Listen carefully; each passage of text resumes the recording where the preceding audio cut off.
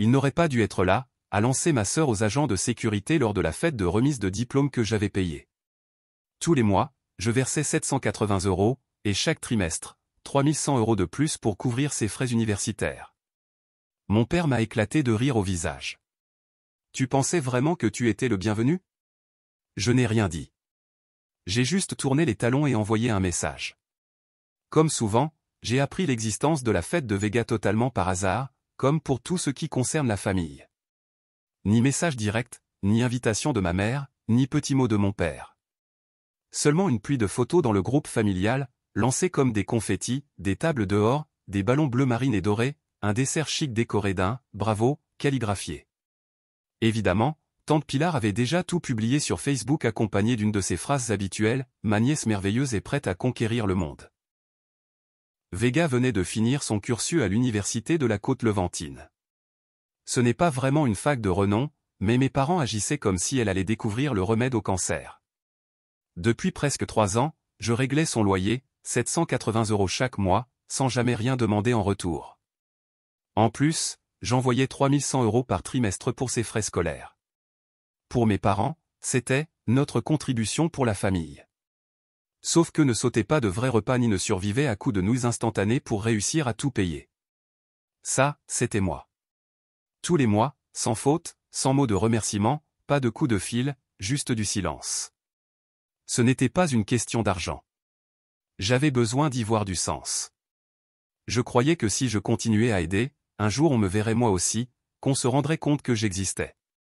J'ai été fils unique jusqu'à l'âge de 9 ans. Puis Vega est née et tout a changé. Elle est devenue la préférée, celle de tout le monde. Même le chien semblait plus important que moi. Ce schéma n'a jamais changé. J'étais devenu le discret, le fiable, celui dont on ne remarque même pas la présence. Quand le groupe familial s'est rempli de photos de la remise de diplôme, j'ai attendu quelques jours avant d'envoyer un message à ma mère, « Où est la fête ?» Elle a répondu presque instantanément, « Colline verte, le même endroit où nous avions fait l'enterrement de vie de jeune fille de Lydia. » Pas d'explication, pas d'excuse, seulement une adresse, comme si elle lisait une liste de commissions. Je n'ai pas cherché à savoir qui d'autre serait là. Je savais déjà. Oncle Ramon avait plaisanté dans le groupe sur l'apport de chaises pliantes pour les cousins. Oui, cousins au pluriel. Mes parents riaient du fait que grand-père Esteban aurait besoin de bouchons d'oreilles. C'était une grande fête, et personne ne m'avait invité.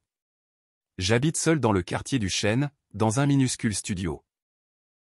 J'arrive tout juste à régler les factures, mais je possède une voiture correcte et, sans doute, un peu trop de fierté. J'ai mis une chemise blanche, un jean propre et j'ai pris la route jusqu'à Colline verte. Je me répétais qu'ils avaient juste oublié, que tout s'arrangerait une fois sur place. J'ai su que j'étais arrivé grâce aux voitures garées devant, le Peugeot 3008 noir de mon oncle très mal stationné, l'ancienne Fiesta de ma cousine Itana, le pick-up de mon père, mais pas de traces de la Citroën C3 de mamie Magdalena et grand-père Esteban. Étrange. Ils ne manquent jamais ces réunions, ils ne vivent que pour ça. À l'entrée, 2 vigiles m'arrêtent. C'est une fête privée, dit l'un d'eux. Je suis son frère, ai-je répondu. L'un hausse les sourcils, incrédule. L'autre me demande mon nom et disparaît. Il revient quelques minutes après, accompagné cette fois de Vega, maman Angela et papa Raphaël. Vega semblait sortir d'un défilé. Robe scintillante, coiffure impeccable, portable à la main, l'air préoccupé comme si autre chose l'attendait. Elle m'a regardé une demi-seconde puis s'est tournée vers les agents, « Il n'a rien à faire ici », a-t-elle asséné. J'ai ri, pensant qu'elle plaisantait, mais j'ai vu le sourire de mon père. « Tu es vraiment venu ? Avec tout ce que tu racontes en ce moment. » Je n'ai pas ouvert la bouche, ai-je fini par dire. Ma mère est intervenue aussitôt, « Damien, on voulait que cette journée soit joyeuse. On ne voulait pas de soucis. Je paye son loyer, ses études, et c'est moi, le souci ? » Vega a éclaté de rire, moqueuse, « Tu fais ça pour pouvoir me le reprocher après, comme toujours. » Alors de rien, ai-je simplement lâché d'un ton plat. Elle n'a rien répondu, a fait volte-face et est rentrée, comme si l'affaire était classée. Mon père a haussé les épaules, « Tu aurais pu te demander si tu étais vraiment invité. » Je n'ai pas élevé la voix, pas de dispute, je l'ai regardé quelques secondes et j'ai dit, « D'accord. » Je me suis retourné et je suis parti. J'ai conduit droit chez moi. Pas d'arrêt, même pas pour faire le plein. Je suis rentré, me suis déchaussé, et allongé en fixant le plafond. Puis j'ai attrapé le portable et écrit, à partir du mois prochain, tu devras payer toi-même ton loyer. Bonne chance. C'était ce matin. 2 heures plus tard, Vega frappait à ma porte en pleurs. Pas des sanglots théâtraux avec mascara coulant, mais une vraie émotion. S'il te plaît, ne fais pas ça, a-t-elle supplié. Tu sais que je peux pas me le permettre. Pourquoi maintenant? Pourquoi me fais-tu ça? Je l'ai laissé debout dans le couloir une minute entière, sans mot dire, parce que je ne suis qu'un raté et que les gens comme moi ne méritent rien, paraît-il. Il devait être 9 heures. J'étais encore en pyjama, buvant du café réchauffé et feuilletant machinalement les offres d'emploi. J'ai ouvert. Elle portait la même robe dorée que la veille, les yeux rouges, le maquillage effacé, on lisait la nuit blanche sur son visage. Elle n'a pas dit bonjour, juste demandé, on peut parler? Je n'ai pas dit oui, mais je ne l'ai pas empêchée d'entrer. Elle s'est assise sur le canapé, comme chez elle. Pas un mot sur comment j'allais, pas même une question sur mon repas, elle a juste commencé, je ne peux pas payer le loyer sans toi. Je n'ai rien répondu. Tu n'imagines pas comme cette année a été dure, a-t-elle continué. Les examens, les doubles shifts à la clinique. Je ne dors presque pas. Adossé au comptoir, je l'écoutais essayer de tourner ça comme si tout était ma faute. Tu aurais pu me prévenir, pas me couper du jour au lendemain. C'était en public, hier. J'ai répliqué. Elle a levé les yeux au ciel. Oh, s'il te plaît. Ce n'était pas sérieux. Tes projets de budget non plus, ai-je lancé. Elle a reculé, comme si je l'avais frappée. Je n'ai pas apprécié de le dire, mais je ne voulais plus me taire. Elle a enfin parcouru du regard mon petit appartement, le vieux radiateur dans le coin, le coussin usé toujours retourné. Elle voyait, sans doute pour la première fois, que ma vie n'était pas simple. Tu m'aides depuis si longtemps. Pourquoi maintenant? Parce qu'hier tu as confirmé ce que je soupçonnais, ai-je lâché. Ce n'était pas nouveau, c'était juste la preuve. Elle a baissé la tête, les mains cramponnées à sa robe, du glaçage collé aux doigts. Pourquoi mamie Magdalena et papy Esteban n'étaient-ils pas là? Elle n'a pas répondu tout de suite. Puis, elle a admis, ils n'étaient pas invités. Maman ne voulait pas qu'il râle sur la musique. Et grand-père parle trop. Tu veux dire celui qui a offert sa première voiture à papa, celui qui a payé pour l'opération de maman? Intéressant comme les gens deviennent un problème quand ils ne servent plus. Elle n'a rien dit. J'ai regardé l'heure, 9h43. Mon portable a vibré, numéro masqué. J'ai laissé sonner. À 10h01, nouvel appel, même numéro. Puis un message vocal. J'ai écouté, en haut-parleur. Damien, c'est moi. Mamie dit qu'on n'était pas invité non plus. On a entendu ce qui s'est passé. Ta sœur a dit des choses horribles et ton père n'est plus le même. Sache juste qu'on est fiers de toi. On va bientôt passer. J'apporte des madeleines et du café.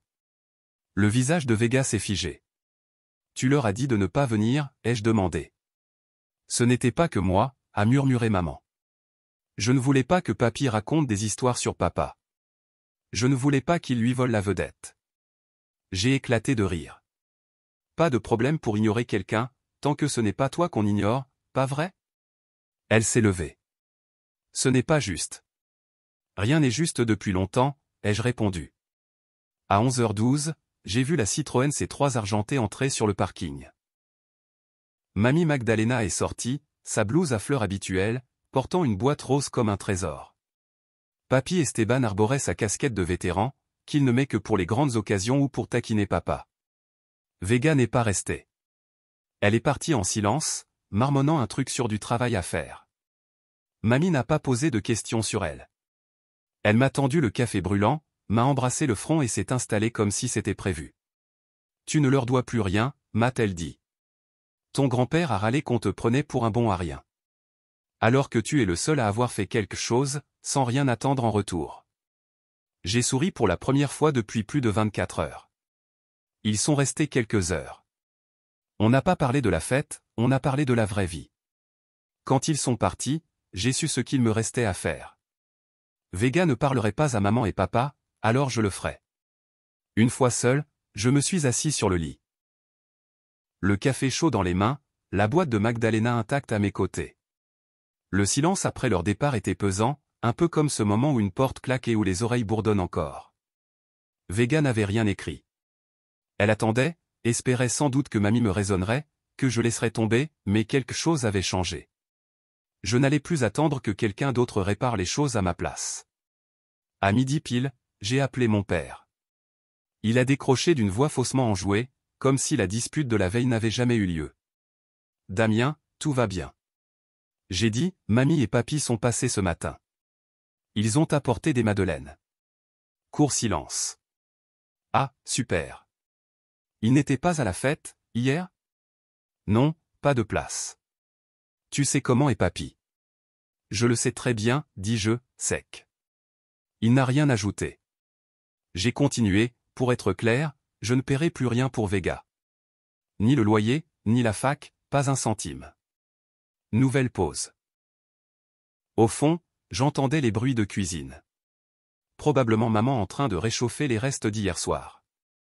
Damien commença d'un ton plus doux. Ce n'est pas comme si tu traversais des difficultés, n'est-ce pas? Tu n'as ni enfant ni hypothèque. Tu as toujours été responsable avec l'argent, alors parce que tu n'as pas ruiné ma vie, je dois arranger la sienne? N'est-ce pas ce que je voulais dire? Il répondit rapidement.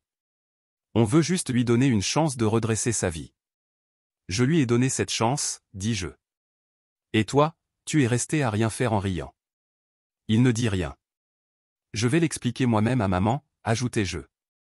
Je voulais juste t'avertir d'abord. J'ai raccroché avant qu'il puisse dire autre chose. Je n'attendais pas grand-chose de maman, mais je n'imaginais pas non plus ce qui allait venir. 20 minutes plus tard, quelqu'un a frappé à la porte. Ce n'était pas Vega, c'était Itana, ma cousine. Elle avait l'air mal à l'aise. Elle tenait un récipient en plastique dans les mains et se balançait d'un pied sur l'autre. « Bonjour, dit-elle. Ça te dérange si je rentre un instant? » Elle s'est assise avant même que je puisse répondre. Elle regarda la pièce comme si elle n'avait jamais été dans un espace aussi petit. Je voulais te dire, je suis désolé pour hier. Je haussai un sourcil. Je ne savais pas qu'il n'allait pas te laisser entrer. Et quand Vega a dit ce qu'elle a dit, j'ai ri. Mais pas parce que je le croyais. C'est juste que c'était tellement gênant. Je ne savais pas quoi faire d'autre. Tu n'avais pas l'air gêné, lui dis-je. Elle acquiesça lentement. Eh bien, je suis devenu assez doué pour faire semblant que tout va bien. Puis elle dit quelque chose à quoi je ne m'attendais pas. Le mois prochain, je déménage. Je l'ai déjà dit à tante Pilar. J'en ai assez du drame familial. J'ai postulé pour un master dans les Asturies. J'étais surpris. Itana a toujours été discrète, souriante, polie, sans se mêler à rien. Je n'avais aucune idée qu'elle prévoyait de partir et encore moins de recommencer sa vie dans une autre région. Vega le vit très mal.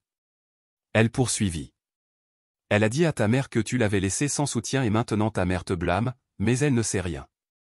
Elle sortit son portable, tapota quelques fois et me le tendit.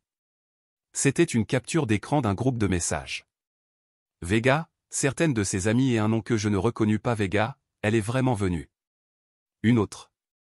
Je t'avais dit qu'elle viendrait. Il est désespéré de faire partie de tout ça. Vega, j'espère qu'il m'a entendu. C'est un loser. Il paye toutes mes factures et pourtant je le traite comme de la merde. Etana observait attentivement mon visage. Elle ne sait pas que je suis toujours dans ce chat, dit-elle. Elle m'a ajouté par erreur l'année dernière. Elle a probablement oublié. Je restais à regarder l'écran. Ce n'était pas de la colère, même pas de la surprise. C'était juste une preuve. Douloureuse, indéniable. Une preuve. Je lui rendis son téléphone. Merci de me l'avoir montré. Tu vas le montrer à ta mère, demanda-t-elle. Tu vas le montrer à ta mère? Redemanda Etana. J'acquiesçai d'un signe de tête. Elle se leva. On aurait dit qu'un grand poids venait de lui être ôté. Je ne te le dis pas par cruauté, ajouta-t-elle. Je te le dis parce que les gens doivent savoir qui ils défendent. Je l'accompagnai jusqu'à la porte, la refermai derrière elle et restai assis en silence un moment. Ensuite, j'ouvris le chat de famille. J'écrivis une seule ligne. Laissez-moi vous montrer ce que votre fille parfaite pense vraiment de moi. Et je postais la capture, sans introduction, sans explication, juste ces mots exacts, clairs, visibles. La même sœur qu'il ne cessait de vanter. Celle qui m'a traité d'inutile, qui se vantait de profiter de moi, qui riait pendant que je payais tout. Ça ne m'a pas semblé mesquin, c'était nécessaire, même. Le chat est resté silencieux. 10 minutes complètes. Rien. Et puis, sans un mot, tante Pilar a quitté le groupe sans dire au revoir, elle a juste disparu. Etana m'a écrit en privé. Mon Dieu. C'est tout. Je n'ai pas attendu les réponses des autres. Je m'en fichais des excuses à moitié rédigées qu'ils effaçaient sûrement déjà. J'ai pris les clés, je suis sorti et j'ai conduit jusqu'à la maison de mes parents. Sans musique, sans parole, juste la route et les pensées que j'évitais depuis des années. Ma mère a ouvert la porte comme si elle savait déjà que j'allais arriver. Elle avait les yeux fatigués, brillants. Je suis entré sans rien dire. Mon père était sur le canapé, faisant semblant d'être bouleversé. Vega n'était pas là. Je supposais qu'elle m'évitait. Ou peut-être qu'il la cachait. Je ne me suis pas assis, je n'ai pas attendu la permission, j'ai juste dit ce que j'avais à dire. Je leur expliquais comment il m'avait fait me sentir invisible durant presque toute ma vie. Comment, depuis la naissance de Vega, il m'avait relégué à l'arrière-plan. Je n'étais remarqué que lorsque je la servais. Le reste du temps, ignoré. Je leur dis que j'avais payé leurs frais de vie, couvert ses études, et qu'ils n'avaient même pas eu la décence de m'inviter au seul jour qui célébrait tout cela, et que quand je me suis présenté quand même, ils sont restés là à regarder pendant que d'autres m'humiliaient. Je leur dis que j'en avais fini, non seulement d'aider Vega, mais de prétendre que cette maison était normale, de tout justifier car c'est ainsi que fonctionne notre famille, de me mentir à moi-même. Je leur dis qu'ils pouvaient prendre tout le temps qu'ils voulaient pour découvrir ce que signifie vraiment être parent. Puis je leur expliquai ce que j'allais faire. J'ai déjà posté la capture sur Facebook, dis-je, je n'ai pas mis de nom. Mais les gens comprendront. Ils liront l'histoire d'un frère qui a tout payé et d'une sœur qui s'est moquée de lui parce qu'il est venu. Mon père bougea, mal à l'aise. Ma mère essaya de parler, mais je ne la laissais pas. Et ce n'est pas fini, ajoutai-je, j'écris aussi toute l'histoire sur Reddit depuis le début, chaque moment égoïste, chaque fois que vous m'avez fait me sentir indésirable simplement parce que j'étais votre fils. Vous voulez continuer à jouer la famille heureuse. Voyons combien de gens vous croiront après ça. Ils n'ont rien dit, juste me regarder. Les gens vont le lire. Ils en parleront et personne ne me blâmera. Ils diront ce que j'ai toujours su, que vous ne m'avez jamais traité comme si je comptais.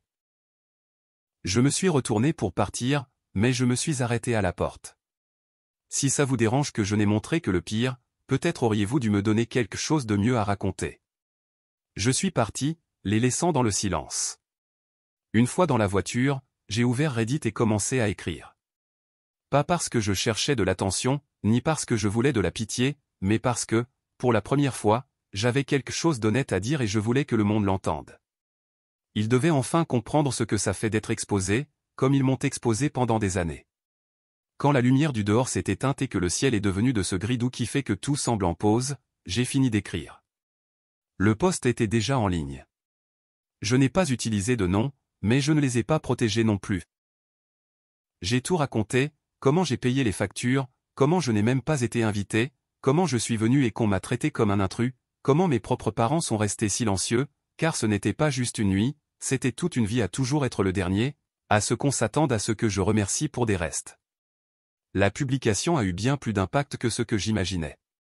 Des dizaines, puis des centaines de commentaires sont apparus. Certains partageaient des expériences similaires, d'autres disaient qu'ils avaient eux aussi trop longtemps gardé le silence. Certains regrettaient de ne pas avoir parlé plus tôt, avant que le silence ne se brise, et plusieurs étaient furieux pour moi. On m'a dit que j'aurais dû partir il y a des années, mais il y avait un message qui m'est resté en mémoire. Il venait de quelqu'un qui disait connaître Vega. Il avait lu mon histoire et s'est rendu compte qu'il était aussi dans ce groupe de messages où elle se vantait.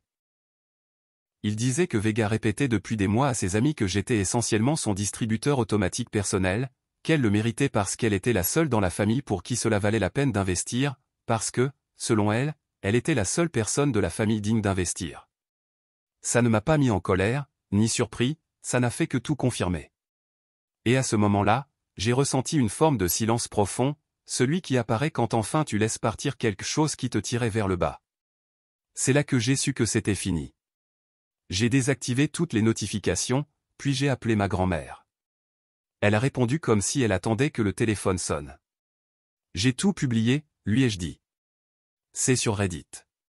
Toute la vérité. Elle n'a pas hésité une seconde. Très bien, dit-elle. Je lui ai raconté que je n'irais plus au repas de famille, ni aux fêtes, ni à rester assis en silence pendant qu'il se moquait de moi derrière mon dos. Je ne prends pas de distance par vengeance, lui ai-je dit. Je le fais parce que je me libère enfin. Puis je lui ai dit ce qui faisait le plus mal. Ça ne devrait pas faire aussi mal de s'éloigner de personnes qui ne t'ont jamais vraiment aimé. Grand-père s'est joint à l'appel quelques secondes après. C'est parce que toi, tu les aimais, dit-il. Et c'est pour ça que ça fait si mal. Il y a eu un moment de silence. Ensuite, ma grand-mère a dit d'une voix douce, tu n'as pas apporté cette douleur pour toujours. Lâche prise. J'ai remercié tous les deux. Je leur ai dit que je les aimais et que je promettais d'appeler bientôt. C'étaient les deux seuls membres de la famille en qui j'avais encore confiance. J'ai raccroché et senti quelque chose bouger en moi, pas guéri, pas réparé, mais comme si finalement j'avais laissé partir quelque chose que je tenais trop longtemps. Je suis resté là à regarder par la fenêtre tandis que le ciel s'assombrissait, et alors quelque chose de surprenant est arrivé. Mon téléphone a de nouveau sonné. Numéro masqué. Je l'ai ignoré. Il a sonné encore. Même numéro. Par curiosité, j'ai répondu à la troisième tentative. C'était Bruno, un vieil ami du lycée. On ne s'était pas parlé depuis presque 5 ans. Mec, dit-il, c'est toi, Damien? Celui du post sur Reddit à propos de sa famille. Je clignai des yeux. Oui, c'est moi. J'ai lu ton histoire, je l'ai montrée à ma sœur et elle a dit, mon Dieu, c'est le Damien de la 8e. On n'avait aucune idée que tu avais vécu tout ça. Dis, tu veux dîner ce soir? C'est moi qui invite. On va se retrouver, sérieusement. J'ai hésité, surpris comme je ne l'avais pas été de toute la journée. Oui, répondis-je. Ça me ferait plaisir. Ce soir-là, je me suis retrouvé en face de quelqu'un qui me connaissait avant que tout parte en vrille. On n'a pas parlé de Vega, ni de mes parents. On a ri de ces films dans lesquels on se faufilait, de comment Bruno bossait désormais dans les ressources humaines et qu'il haïssait ça, et de plein d'autres bêtises. Pour la première fois depuis longtemps, j'ai ri sans avoir à m'excuser d'être vivant. Quand je suis rentré chez moi, je n'ai pas ressenti de colère. J'ai senti que quelque chose avait commencé. Je n'avais pas tout résolu, mais j'avais arrêté d'attendre qu'il le fasse à ma place. Et peut-être que c'était suffisant. Bonjour, Reddit. Je ne pensais pas écrire une mise à jour si tôt, mais j'avais besoin de clarifier mon esprit. Il y a 2 jours, j'ai partagé comment j'ai rompu tout lien avec ma famille après des années à être traité comme si je ne comptais pas, surtout après avoir payé le loyer et les frais de scolarité de ma sœur, et qu'ensuite, on m'a publiquement humilié lors de sa remise de diplôme. J'ai tout raconté. J'ai mis des preuves. Je croyais que ça suffisait, que c'était terminé, mais aujourd'hui, j'ai compris que certaines fins ne ferment pas, elles ne font que changer de chapitre. Depuis, je suis resté silencieux. Pas de réseaux sociaux. À peine regarder le téléphone, essayant de me souvenir de ce que c'est que la paix. Quand tu ne passes pas ton temps à inventer des excuses pour des gens qui n'en ont jamais fait pour toi. Mes grands-parents m'appellent chaque soir. Ce sont les seules conversations que j'attends vraiment avec impatience. Le reste du temps. Silence. Jusqu'à aujourd'hui. Vers 11 heures du matin, je suis allé au supermarché. J'avais besoin de m'aérer l'esprit. J'ai pris du pain, du beurre de cacahuète et du café froid. À la caisse automatique, j'ai entendu une voix. Dany, personne ne m'avait appelé comme ça depuis des années. Je me suis retourné. C'était Alvaro, mon cousin. Nous n'avions pas parlé depuis 6 mois environ. Il portait un sweatshirt, un pantalon de jogging, avec de la bière et un plat surgelé. Il avait l'air mal à l'aise. J'ai vu ton post, il a dit. Au début je ne t'ai pas reconnu, mais après je me suis souvenu de ta façon d'écrire. Je suis resté silencieux. Alvaro a toujours été de ceux qui sourient et disparaissent quand quelque chose de sérieux arrive. Moi aussi j'ai ri à la fête, il a admis. Pas parce que c'était drôle, mais pour ne pas être exclu. J'ai hoché la tête. Je ne savais pas que tu payais tout pour Vega, il a ajouté. Ni qu'il ne t'avait même pas invité. Alors il a sorti une vieille enveloppe de sa poche. Je l'ai prise au cas où je te croiserais, dit-il. Il me l'a tendue et est parti sans rien dire de plus. Je l'ai ouverte dans la voiture. 3 billets de 20,70 €. Et une phrase, un repas pour chaque mois où j'ai fait semblant que tu ne comptais pas. Ce n'est pas l'argent, c'est ce que cela signifiait. Quelqu'un admettait enfin qu'il m'avait ignoré et, même tard, essayait de réparer un peu. Je ne lui ai pas répondu, non par colère, mais parce que je ne savais pas quoi dire. Une partie de moi voulait rester loin de tout le monde, mais peut-être pas de lui. De retour à la maison, j'ai appelé ma grand-mère. Je lui ai raconté ce que Alvaro avait fait. Ça ne l'a pas surprise. Certains mettent plus de temps à trouver le courage, a-t-elle dit. Ça ne veut pas dire qu'ils ne l'ont pas. Je lui ai avoué qu'écrire tout cela, m'éloigner de tout le monde, ce n'était pas de la vengeance, c'était un deuil. C'est que tu espérais que ça s'améliore, m'a-t-elle répondu. Pas que ça se brise. Et cela m'est resté. Maintenant j'ai cette enveloppe entre les mains, de la part de quelqu'un que je croyais insignifiant et je me demande, qu'est-ce que je fais avec ça maintenant ? Je ne crois pas que cette histoire soit terminée. Pas encore.